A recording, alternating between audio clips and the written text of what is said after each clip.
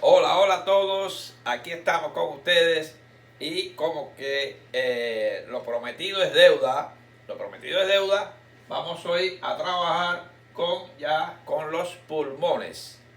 Vamos a tratar de ir lo más suave posible, el tema es un poquito quizás más extenso porque quiero tocar un poquito ya más al final algunos temas un poco fisiológicos que se profundizarán cuando toquemos cada patología. Por ejemplo, cuando hablemos de enfisema, cuando hablemos de distrés respiratorio específicamente, se van a profundizar más estos temas, estos conceptos que vamos hoy a hablar en este tema. Pero vamos a ir un poco más después a lo que es hoy la anatomía de los pulmones. Vamos a ver, y aquí les muestro, y no quiero seguir hablando antes de saber que hoy estoy en un día muy especial, un día que muchos países celebran en esta fecha, este domingo, pero este es el mes de las madres. Y valientes luchadoras, grandes cuidadoras, así que para ellas, feliz día de las madres. Así que bueno, para todos los que hoy estén festejando, creo que México es el día 10, algo así. Bueno, donde sea que les llegue mis felicitaciones y mi estima a esa madre que es lo más grande que hay. Bueno, nos vamos con los pulmones, ahí se los presento, aquí están ya mostrándose en esta lámina, a ambos lados del mediastino, formando parte de la circulación menor, como órgano receptivo, intercambiador de oxígeno por CO2, con esa famosa respiración que a los estudiantes tanto les gusta y todo médico debe saber y valorar como concepto básico de la medicina, la respiración, los órganos de la respiración. Vámonos entonces para ver estos órganos de la respiración, dónde están ubicados, todos estos datos los vamos a ver cada pulmón por separado, sus relaciones, más adelante. Vamos a ver aquí, les muestro la circulación en general, circulación menor y circulación mayor. Ellos están ubicados en un punto en el tórax que reciben las venas, la arteria pulmonar, y de ellos salen las venas que van hacia el corazón para llevando el oxígeno que recibió de la membrana respiratoria en los alvéolos, en la unidad funcional respiratoria, que la cual vamos a ver más profundamente al final. Ellos están ubicados en el tórax, ahí se ven, ¿ven?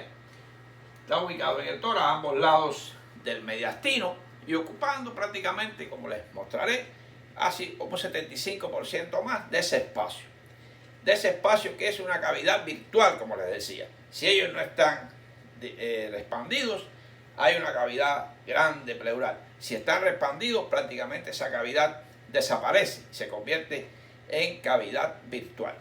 Fíjense cómo, vamos a ver sus características generales y fíjense cómo son los órganos, como les decía, de la respiración, donde se lleva a cabo el intercambio gaseoso. Muy importante este dato. Vamos a ver, hay conceptos importantes en lo que es las generalidades del corazón, de lo que es de los pulmones.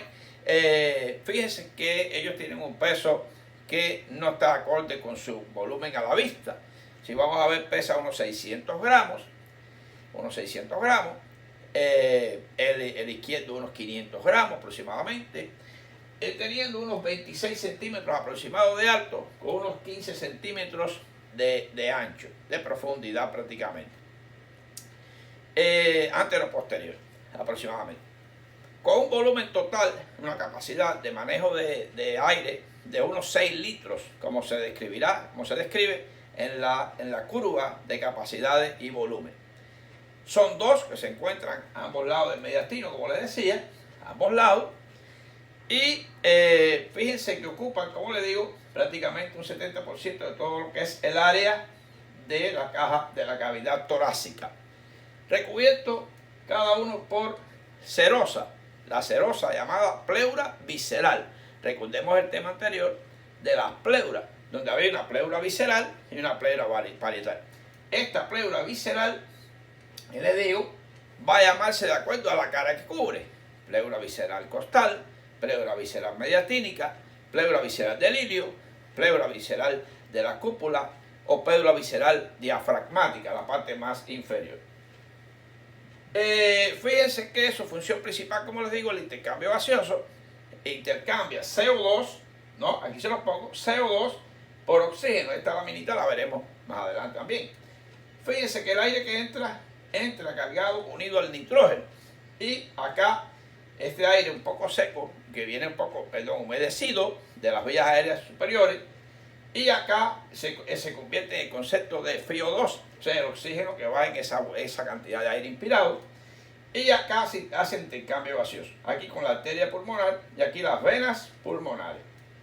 En este caso iría a una alta concentración de la hemoglobina CO2 y aquí vamos a obtener una presión alta de lo que es la hemoglobina oxigenada o oxihemoglobina. Todo esto lo vamos a detallar un poquito más al final. Estas son las funciones generales y unas generalidades de los pulmones. Muy importante. Estos órganos reservorios de aire, importante, que puede una mayor o menor capacidad, puede hacerle la vida más feliz o no a un paciente. Es muy importante todos estos datos que vamos a seguir adelante. ¿Cuál sería la configuración externa? ¿Ve? Externa sería en lóbulos y segmentos. Los pulmones van a estar formados por lóbulos, vamos a detallar cada uno, por lóbulos, en este caso sería, por ejemplo, este derecho, lóbulo superior, lóbulo inferior y lóbulo medio.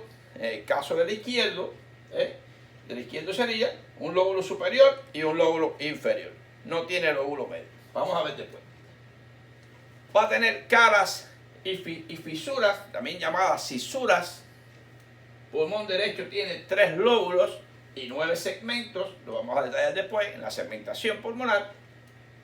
El pulmón izquierdo tiene 2 lóbulos, como le digo, y 8 segmentos.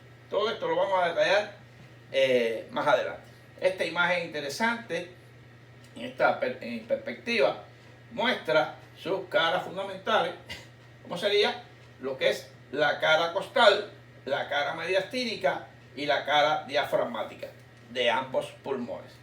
Ven, muy interesante. Y esta sería, vamos a ver después, la llamada la língula, famosa língula, muy relacionada con el ventrículo izquierdo, la punta del corazón. Aquí tenemos entonces los pulmones y algo de la segmentación en este dibujo, porque lo vamos a detallar. No queremos ahora detallar ningún aspecto anatómico en esta área. Solamente esa generalidad de sus divisiones generales y segmentos. Vamos a ver el pulmón derecho. El pulmón derecho, ya habíamos un peso aproximado de 600 gramos. Fíjense que si usted analiza el hígado, pesa 1500 gramos. Y prácticamente usted pone un pulmón al lado, un pulmón en anatomía patológica, al lado del hígado, impresiona como que pesarían igual.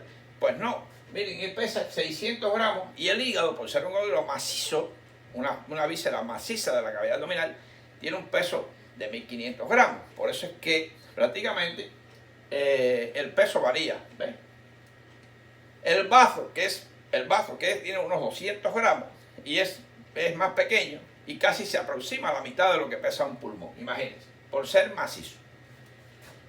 ¿Cuáles serían las características? Tiene un vértice, una base, tiene un borde anterior y un borde posterior romo, un borde anterior afilado y un borde posterior romo. Aquí se ve en esta lámina que les pongo para que vean cómo este borde es fino, el anterior, y el borde posterior romo, relacionado con los cuerpos vertebrales, y tiene una parte costal y la parte de los cuerpos vertebrales y la parte mediastínica. Todo eso esas relaciones vienen por ahí. ¿Cuáles serían los detalles anatómicos?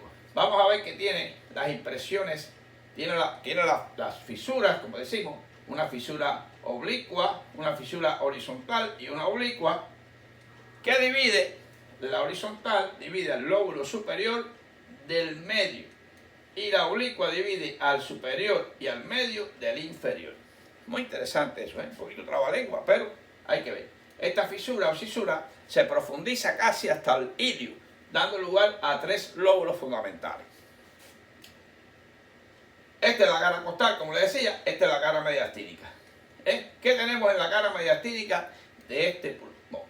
Esta cara, que es la cara vertebral, fíjense cómo aquí estaríamos hablando de la impresión del timo y la impresión cardíaca.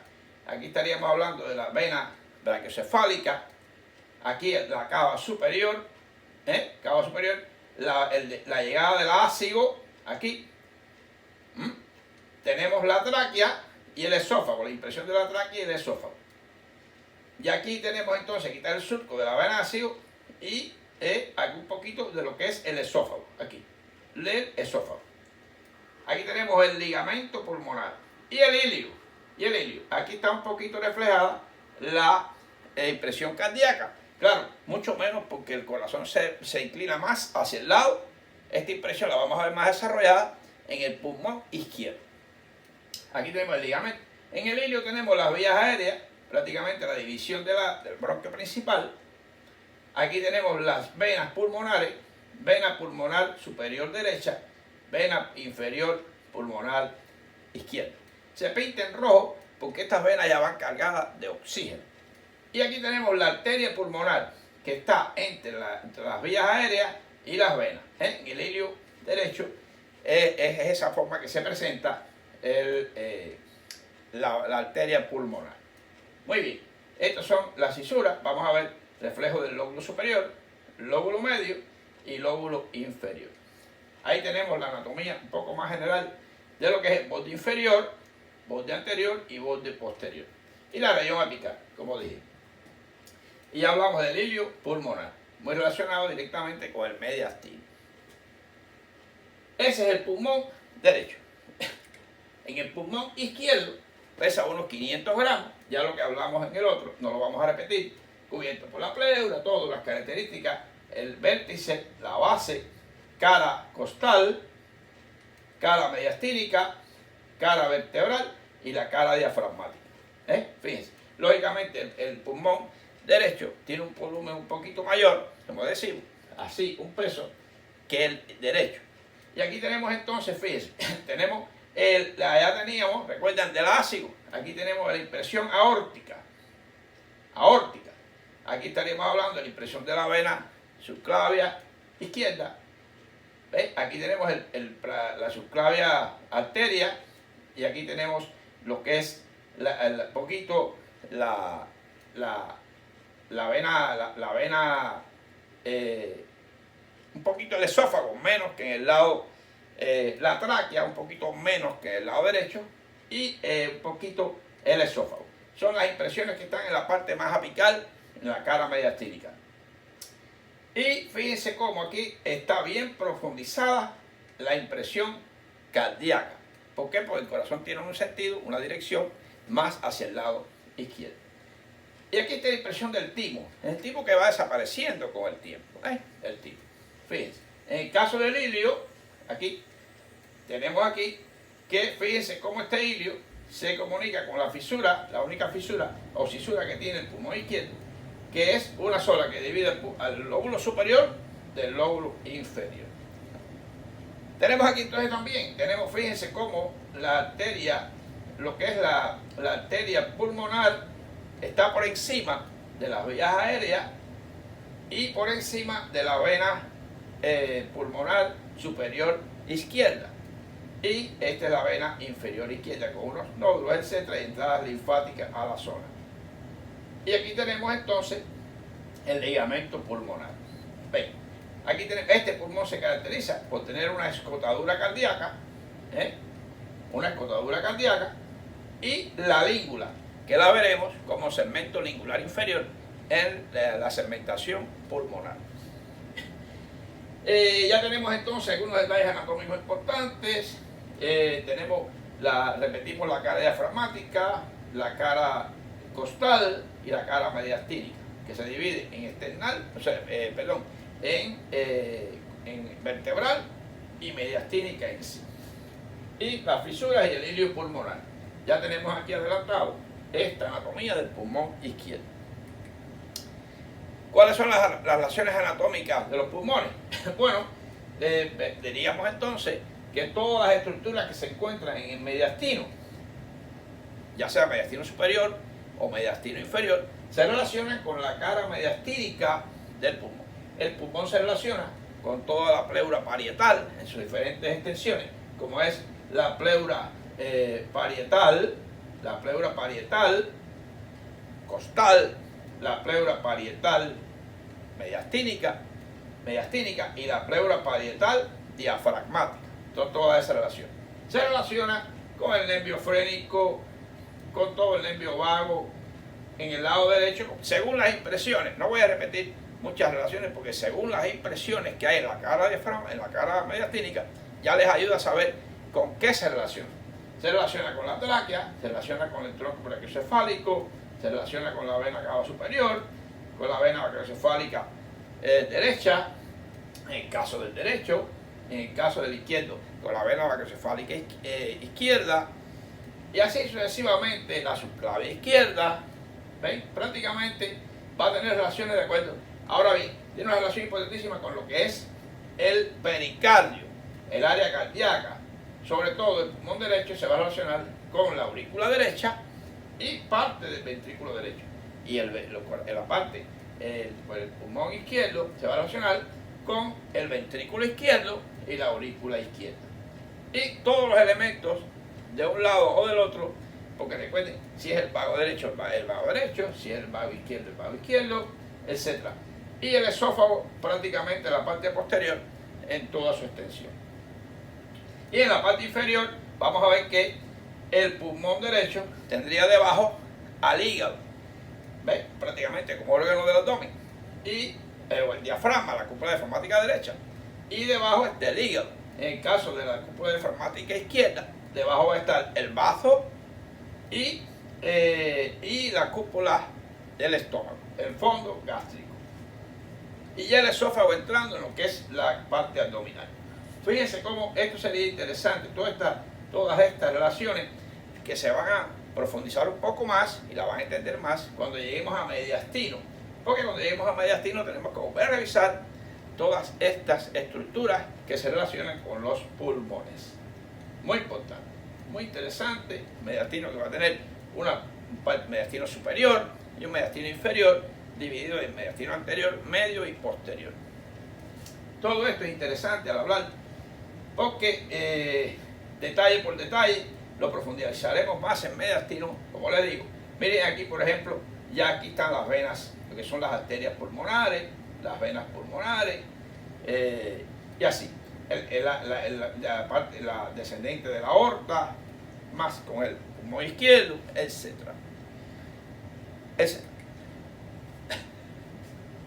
Vamos a ver la cara mediastínica nuevamente porque la puse para puntualizar. El hilio pulmonar, aquí lo tenemos, ya lo habíamos visto como cara diafragmática. Repetimos entonces que este es el ligamento. Fíjense cómo la pleura visceral cubre todo lo que es el pedículo. Hay una diferencia entre lo que es pedículo y lo que es hilio. El pedículo es todo lo que está contenido rodeado de pleura visceral, y el hilio es inmediatamente como si usted cortara con un cuchillo pegadito a lo que es el pulmón. Eso que usted ve, ese es el hilio, con las vías aéreas, la arteria pulmonar y las venas pulmonares por delante. Algunas nodulaciones, vías linfáticas, etc. Nervios que entran, las arterias bronquiales. Recuerden que las arterias bronquiales son las arterias que irrigan al pulmón, como vamos a ver seguidamente. Son las arterias que le llevan el oxígeno al pulmón como tejido, que difieren de lo que es los vasos de la circulación menor, que solamente van al intercambio gaseoso. Muy bien. Esto es lo que es el hilio. Este es el izquierdo. ¿Ven? Detalles e impresiones. Habíamos dicho que este lógicamente es el esófago, tráquea y vena brachiocefálica y la cava superior. El timo, etc., la impresión cardíaca, y prácticamente este es de la cava inferior. Aquí estamos profundizando un poquito más, fíjense. Este es de la cava inferior aquí y cava superior acá. Que la cava inferior solamente tiene unos 2 centímetros de intertorácico. Solamente. Este es la vena ácigos, aquí, vena ácigos, surco de la vena ácigos y surco del esófago, detrás de la vía aérea. Lógicamente. Son los detalles de impresión y el ligamento pulmonar. Ya aquí prácticamente es lo mismo, con la diferencia de que la arteria pulmonar en este caso está por encima del resto de los elementos del pedículo. Así que, visto esa cara un poco más detallada, seguimos adelante. Relaciones mediastínicas de los pulmones. Ya, les repito lo mismo. Es que estoy poniendo las láminas para detallar y que no se me quede nada. Ya hemos hablado en láminas anteriores de relaciones. Fíjense este corte, esta cara, miren que bien se ve esta cara aquí, que es la cara vertebral del pulmón, y esta es la cara costal. Y todo esto es cara mediastínica, relacionado con todos los elementos del mediastino posterior y todo lo que es el área cardíaca, fundamentalmente. Bien. Ahí habría otras, por ejemplo, la arteria torácica mamaria interna, por aquí, son pequeños detalles que ya son de relación, pero que en realidad estas son las relaciones fundamentales de la cara mediastínica, el mediastino, que va a ver según la posición mediastínica que estemos analizando. Segmentación pulmonar. Esto los muchachos. Después que se estudió la segmentación de los diferentes órganos, por ejemplo, hígado, por ejemplo, pulmón, inclusive el vaso tiene pequeñas áreas que se pueden separar, ha ayudado a lo que es la cirugía. Porque, por ejemplo, si existe un tumor de este lóbulo pulmonar, se puede disecar todo el lóbulo inferior, dejando los demás lóbulos intactos, si no ha habido una metástasis de estas áreas de lesión. Vamos a ver que el derecho tiene 9, aquí puse vista medial para que se vea que esta es la vista medial, porque es muy importante. El derecho tiene 9 segmentos, tiene 3 lóbulos y 9 segmentos, vamos a detallar. Y el izquierdo tiene 2 lóbulos, la cisura es la que dice cuáles son los lóbulos. Esta cisura oblicua solamente me va a decir, y aquí está reflejado en colores las diferentes los bronquios, que ya vimos ya que el bronquio principal derecho se divide en 3, ¿por qué? Porque tiene 3 lóbulos. Y el bronquio principal izquierdo se divide en 2 porque tiene 2 lóbulos. Vamos a ver aquí. Vamos a ver que el 9 sería, este tiene arriba, este superior tiene el apical, tiene el posterior y el anterior. Son 3. El lóbulo medio tiene el lateral y medial. Lateral, o sea, el lóbulo medio tiene lo que es, en este caso, lateral, o sea, lateral y medial. Lateral y medial, fíjense. Y el inferior tiene apical, vamos a verlo bien en ambos lados, miren moradito, tiene el apical, o lóbulo superior, tiene el basal medial, el basal posterior, el basal lateral y basal anterior. ¿Ves? Prácticamente. Tenemos entonces que son 1, 2, 3, 4, 5, 6, 7, 8 y 9. El verdecito. Son los 9, los inferiores serían basales. Basal. Vamos a ver el izquierdo. ¿Qué pasa en el izquierdo? Para que se lo aprendan. Tiene 8, pero ¿qué pasa? Que miren este rojo, se come al verde. El verde desaparece. Miren a ver, usted no ve ningún color verde aquí.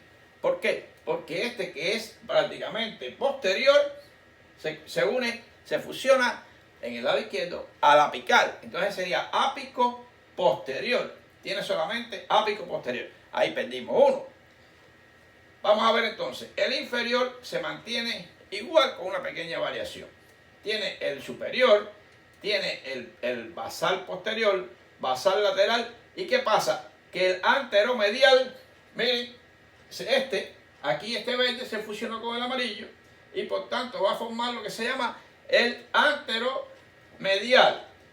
¿Ves? Se convierte en anteromedial. Quiere decir que perdimos uno, ¿no?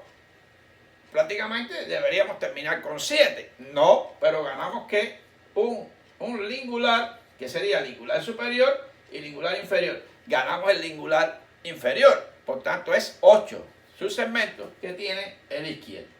Esto lo pueden repasar, lo pueden estudiar después con tranquilidad, porque fíjense que ganamos el lingular y nos donó una parte del lingular. Por eso debería terminar 9 y 7. 9 y 7, pero normal tiene 8 porque el lingular se divide en dos, lingular superior y lingular inferior.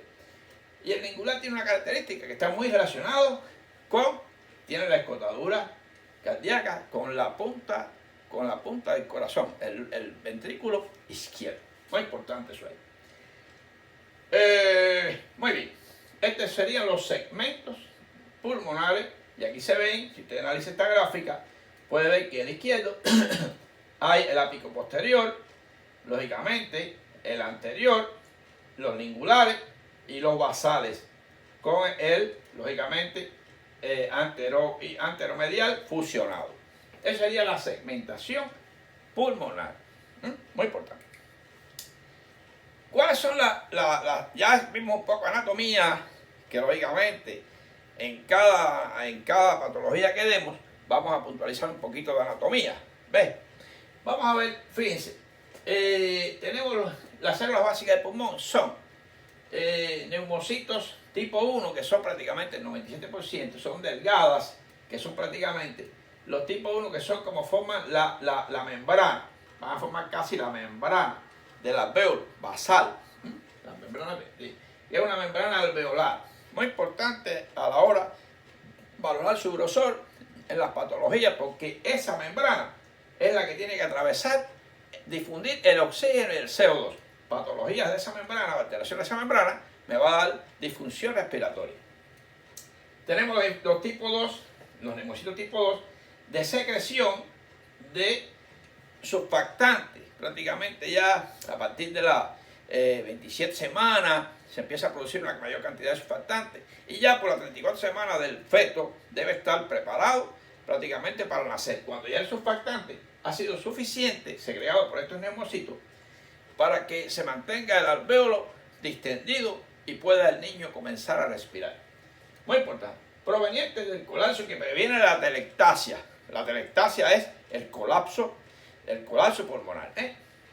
Vamos a ver entonces, tiene también las células claras de secreción parte del surfactante y degradación de toxinas, importantísimo.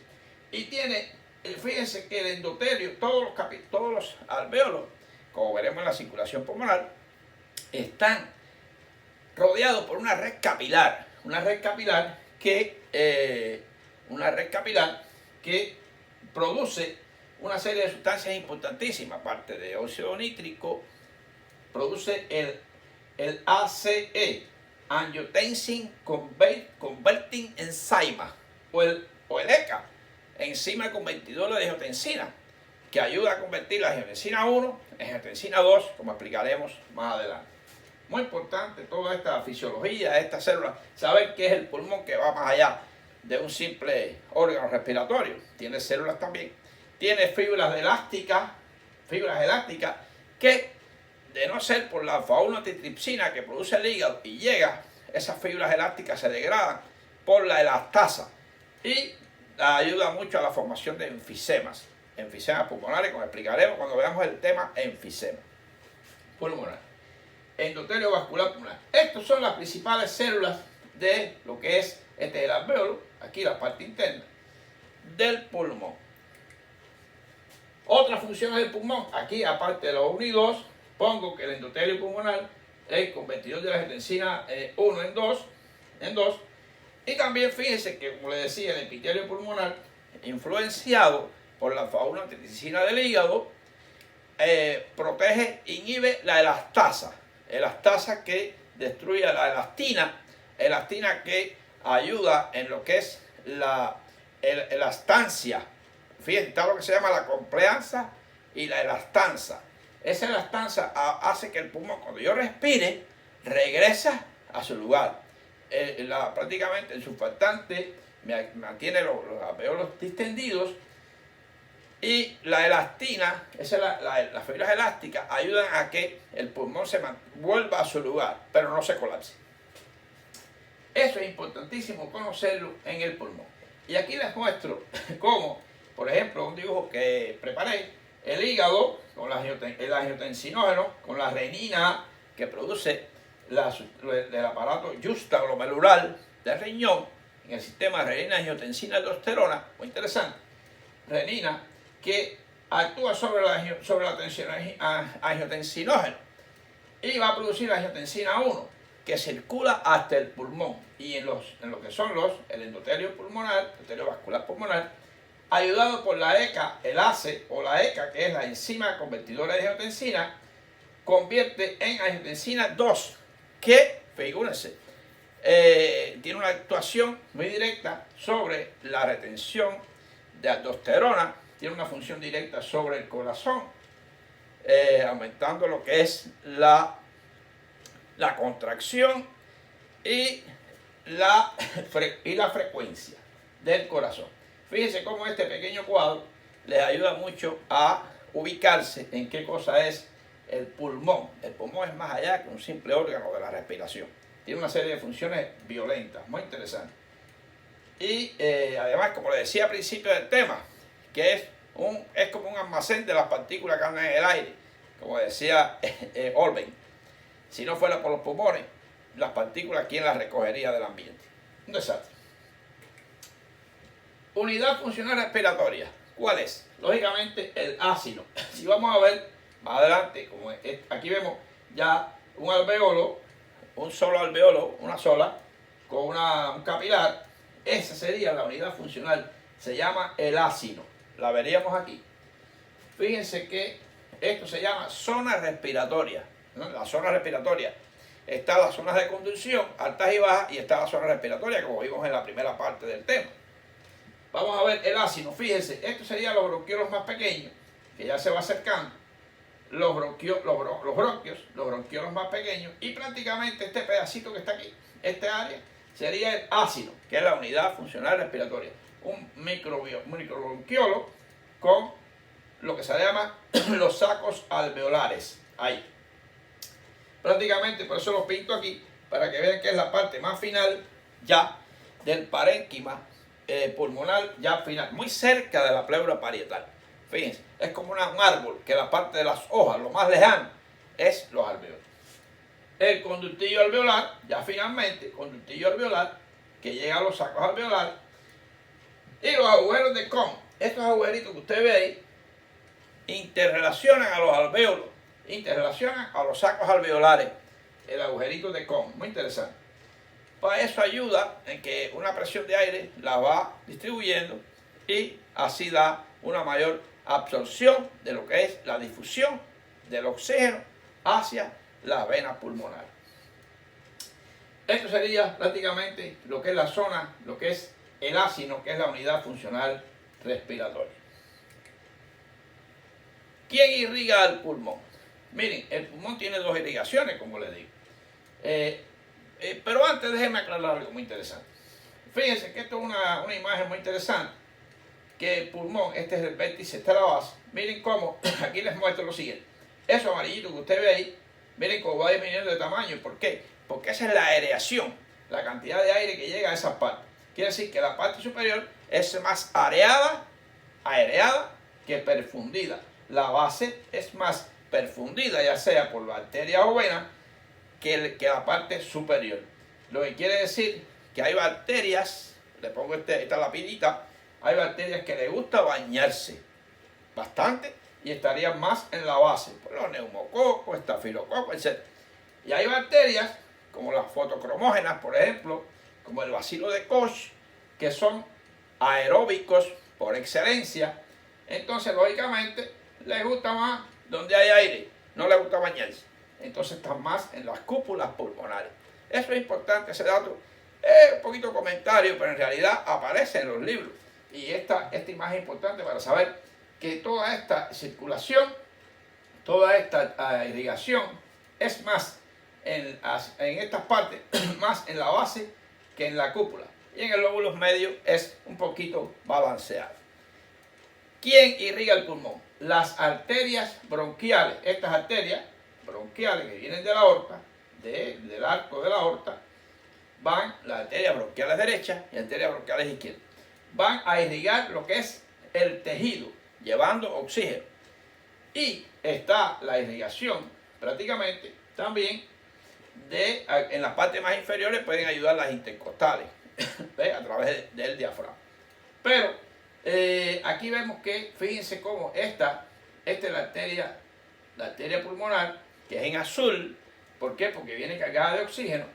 Y estas son las venas pulmonares. Por cada arteria hay 2 venas, como es lógico. Por eso es que hay una arteria pulmonar y hay 4 venas. Hay 2 arterias. Hay un tronco pulmonar que se divide en 2 arterias pulmonares. Y después, por cada arteria hay 2 venas pulmonares que llegan a la aurícula izquierda. Esa es la circulación menor. Muy importante. Quiere decir que ya estas venas ya vienen cargadas de oxígeno después de haberse intercambiado a nivel alveolar. Esa es la circulación, la irrigación del pulmón. Lógicamente ustedes dirán, ¿cómo unos órganos supuestamente tan grandes tienen unas arterias tan finitas? Recordar que lo de parénquima es muy poco, es casi un puño. Si usted colapsa todo el pulmón, es el tamaño del puño de un hombre cualquiera, de un puño. Es poco, no es mucho.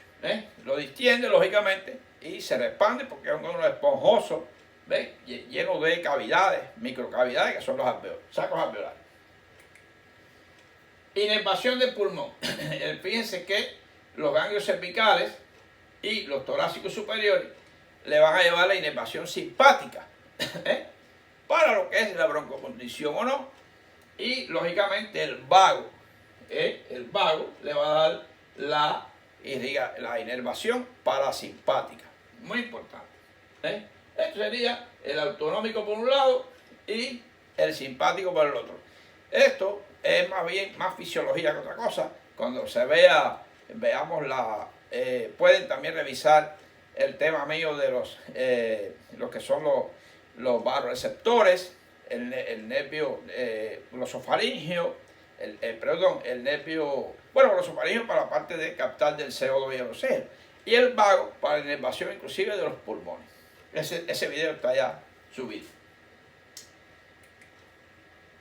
¿Cuál sería, si vamos a ver cómo se verían los pulmones a rayos X? Miren qué interesante. En los pulmones a rayos X se van a ver de esta manera. No se ven, lo que se ve es un parénquima. Por eso es que, fíjense, en el rayos X no es hoy el análisis total de rayos X para ganar tiempo. Simplemente vamos a ver que hay un patrón óseo, costillas, las primeras 4 vértebras, etc.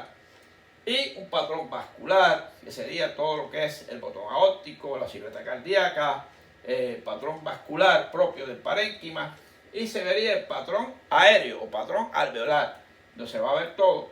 Miren aquí cómo se ve todo, aquí los costofrénicos, los ángulos costofrénicos, ¿ven? Prácticamente el grado de transparencia, ¿ven? Prácticamente esos son los 3 patrones, a ver, así se verían los pulmones, con una serie de líneas, que esa es un rayo X normal, en este caso. Conceptos básicos a valorar, que ya esta lámina la habíamos visto en el video anterior, nada más lo hacemos mención. Fíjense cómo respiración y frecuencia cardíaca, muy importante, y frecuencia respiratoria, hematosis, que es el intercambio gaseoso, el espacio muerto anatómico, revisarlo en el video anterior, el espacio muerto alveolar, el espacio muerto fisiológico, cómo se va a alterar en los enfisemas, etc. Curva de volúmenes y capacidades.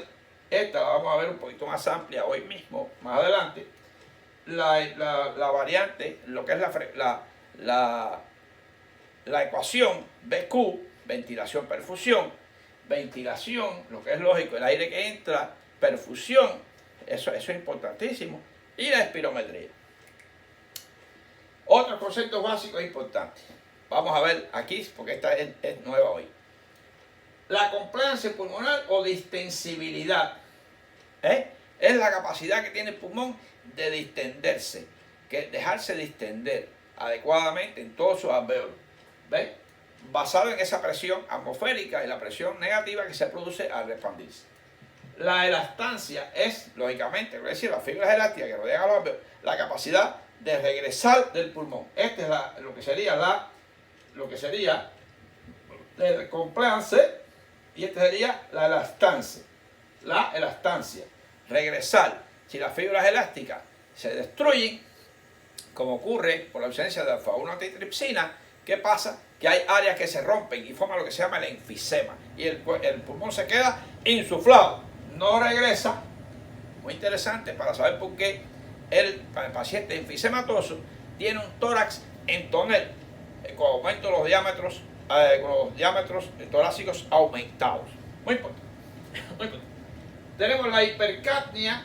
Hipercapnia es cuando el CO2 que viene por acá no puede salir y pasa a la parte arterial, y entonces hay una hipercapnia. Hipoxemia es cuando hay limitación para captar el oxígeno y se va la sangre tal como vino. Son rápidamente conceptos.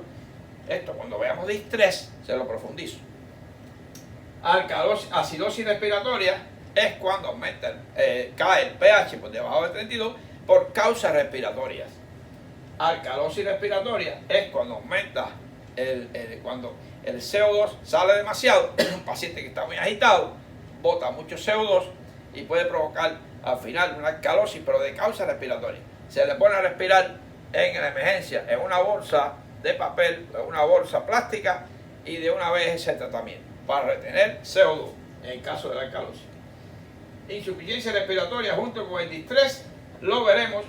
Fíjense cómo aquí le he hecho esta grafiquita para ver cómo la hemoglobina cargada de CO2 que viene bota el CO2 y se lleva el oxígeno inspirado, el FiO2, y convierte prácticamente la carboxihemoglobina en oxihemoglobina. Fíjense, el aire alveolar tiene oxígeno un 15% y CO2 5%. El nitrógeno es el resto. Eso es el aire que hay en el alveolo. Muy interesante toda la fisiología respiratoria, por eso me gusta, me encanta. No más que la cardiología. Así que ya ahí sí nos vamos a emocionar tanto ustedes como yo. Vamos a seguir adelante. Perdón, porque aquí le hice aparecer,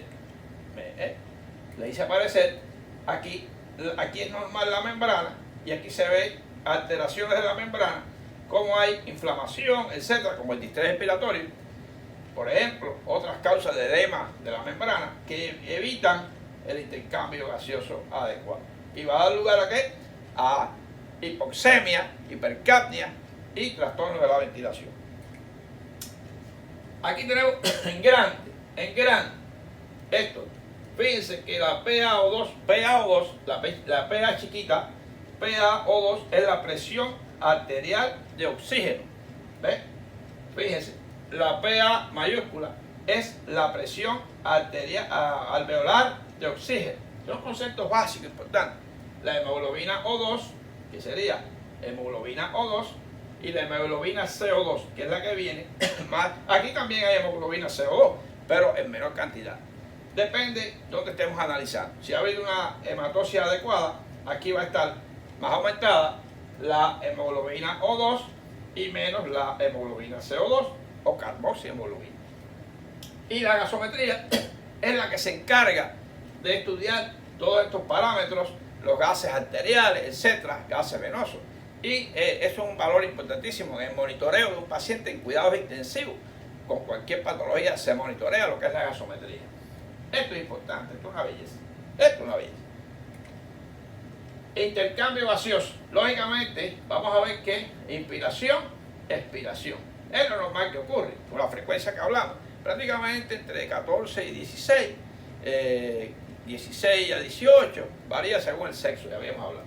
Inspiración, expiración. La función principal de este órgano es el intercambio gaseoso, la hematosis, ¿ves? Prácticamente en la unidad funcional respiratoria, y lo hace a través de esta grafiquita que le hemos hecho. Prácticamente es el intercambio gaseoso.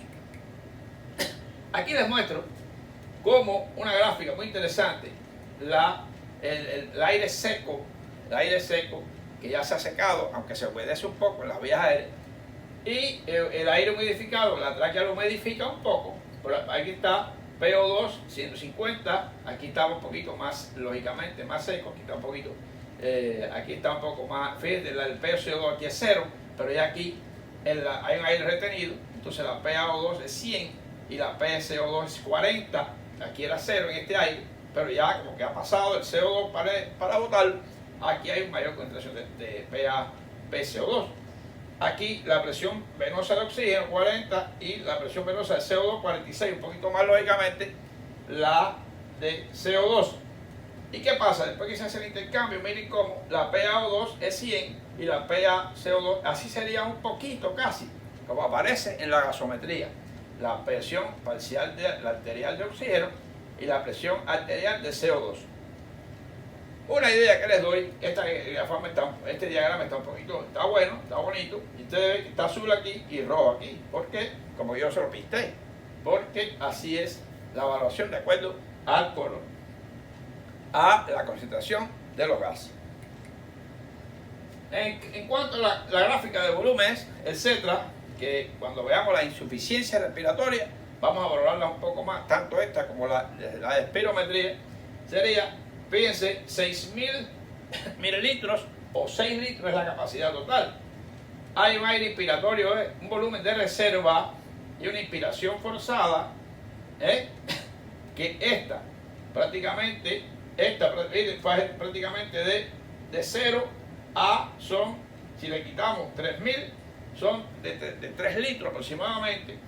¿Ven? Hay una capacidad vital que es la suma de la inspiración, de la capacidad inspiratoria, más la capacidad de reserva. Este que está aquí, volumen de reserva. ¿Ven? Sin esto azul. Porque esto azul que está aquí es la función residual o capacidad residual. Volumen residual, que es de 1.200 aproximadamente. 1.200 mililitros. Esto lo vamos a profundizar un poquito más cuando veamos la insuficiencia respiratoria. Y les recuerdo que cuando respiramos normalmente es un volumen tidal o volumen constante o volumen inspiratorio normal, que sería de 500 aproximadamente, en lo que es el esquema de la respiración normal. Es una capacidad de volumen tidal que le llaman, que es de 500 aproximadamente.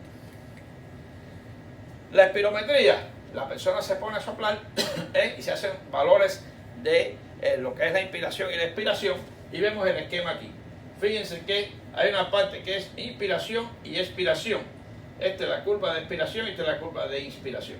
Miren cómo se altera, esto es lo normal, cómo se pone muy chiquita, por ejemplo en el caso de la parte, lo que es un fenómeno restrictivo como el enfisema, o obstructivo como es la bronquitis crónica, cómo varían, pero lógicamente cuando es restrictivo es porque ya hay fibrosis, hay enfisema y no todos los pulmones están respirando adecuadamente y por tanto la curva decrece. Miren cómo se queda de una curva grande, tanto expiratoria como inspiratoria, falta ventilación, y eso se demuestra en la espirometría. Esa es la razón. La vamos a profundizar cuando hagamos insuficiencia respiratoria o distrés respiratorio. Aplicación clínica del sistema respiratorio, que no lo vamos a ver hoy. Fíjense, es una anatomía muy importante por las diferentes patologías en las que se ve involucrado el hombre o la mujer, llámese hombre. Siendo las patologías, pero hoy no podemos decir, no podemos olvidarnos de las mujeres porque hoy es el Día de las Madres. Siendo las patologías respiratorias las más frecuentes: neumonías, tuberculosis, cánceres, nodulaciones, los nódulos pulmonares, etc., neumotórax, enfisema y las neumoconiosis. Y cuando veamos neumotórax, les voy a enseñar a hacer lo que se llama un overhaul casero. Cómo hacer un equipo de retención para salvar a cualquier paciente de un neumotórax a tensión o un neumotórax. Claro, no se atrevan a hacerlo si no tienen todas las condiciones. Estamos hablando en condiciones que ya no haya ni un hospital a menos de kilómetros. Y ustedes lo pueden hacer.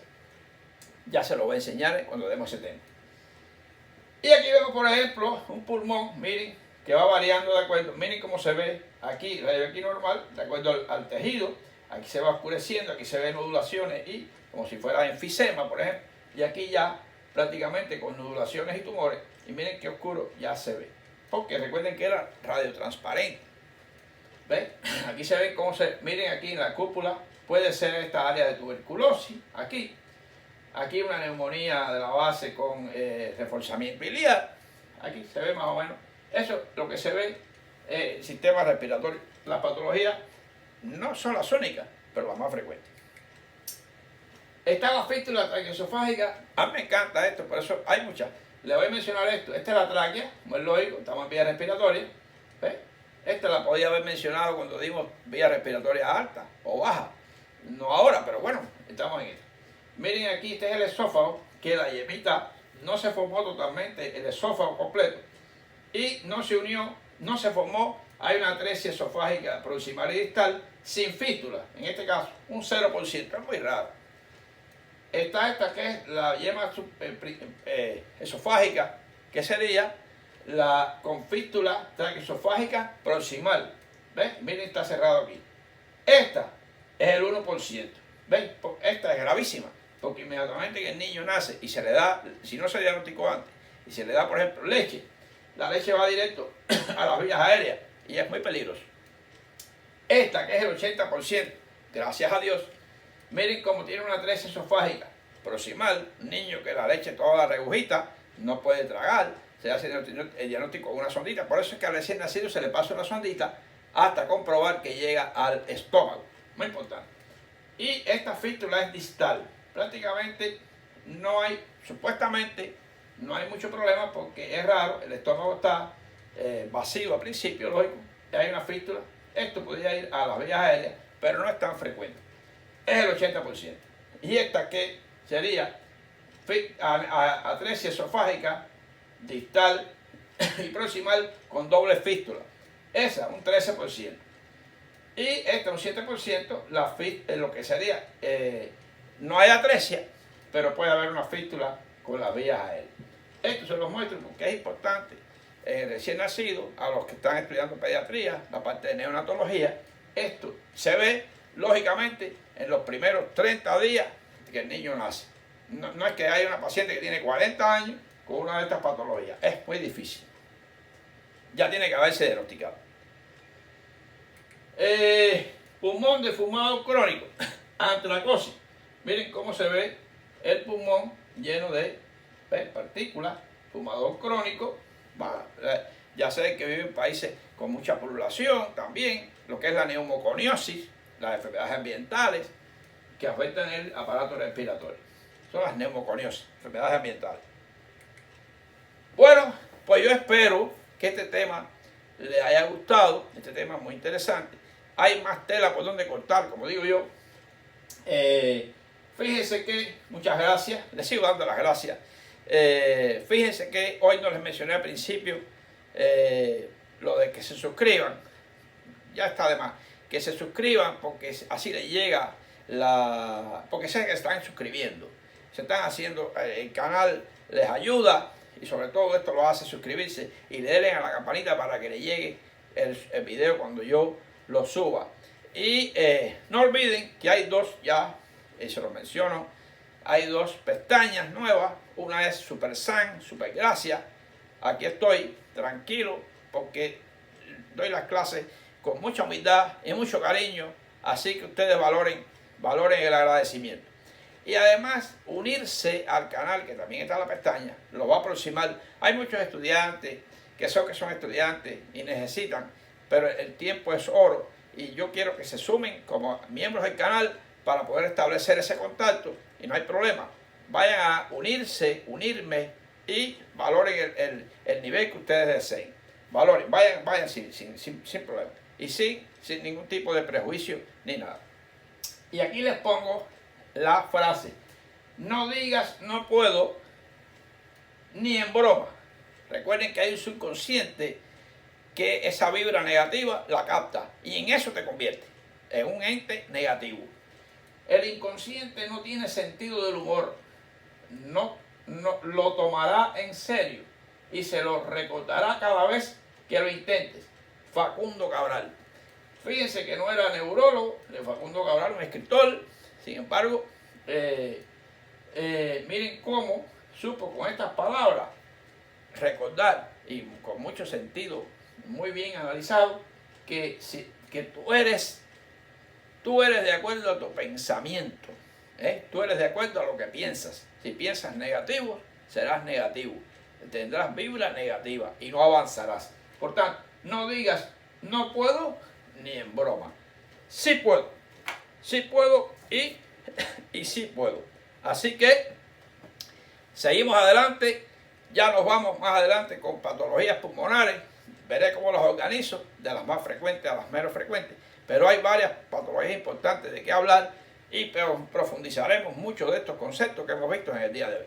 Seguimos adelante y les repito, feliz Día de las Madres a todas las madres. Se celebre o no se celebre su día en su país. Seguimos adelante.